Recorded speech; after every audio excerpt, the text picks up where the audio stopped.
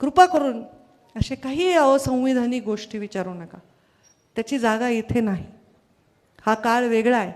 आपली परिस्थिती ओळखा, आपली ऐपत ओळखा, त्याच्यात आनंदी राहा. ती ऐपत 10 पैशाची असेल तर 15 पैशाची करायचा प्रयत्न करा. 10 पैशाची ऐपत जो 100 रुपयाची करायला जातो त्याची जागा तुरुंगात आहे. हे मोदीजींनी गेल्या अनेक वर्षात दाखवले की तुम्ही बाबा हे असे चुकीच्या अपेक्षाच करू नका. चांगल्या अपेक्षा करा. तुम्ही मला म्हणले ना ताई मला कॅन्सर झाला आहे, मला काही झालं आहे, मी देईन, माझं मोडून देईन घरचं, पण मला ह्याच्यातून वाचवा, मला त्याच्यातून वाचवा.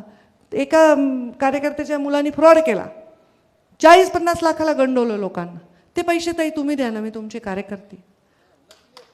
कसं देणार रे बाबा तुम्ही? आणि ते पैसे तुम्ही वापरलेत. मुलांनी कुठून पैसे आणले विचारा ना रे बापांनो, आईलं. नवरा कुठून पैसे आणतोय विचारा ना बायकांनो.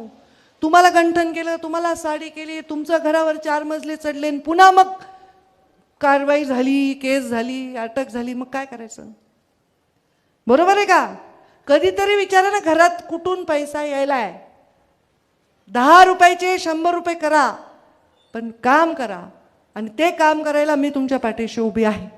तुम्हाला 10 लाखाचं पत्र दिले ना, लाख रुपये कमवा, पण 10 लाखाचं पत्र दिले 10 लोक गायब करू नका, प्लीज करू नका. मस्त 10 नाही, मी आधी म्हणायचे, मी जेव्हा आधी लोकांना म्हणलं मी 1 कोटीचं काम देते ना एखाद्या कार्यकर्त्याला, त्याला 5 लाखाचं मिळत नव्हतं ना, मग त्याला फंड त्याला मिळायलाच ना प्रॉफिट.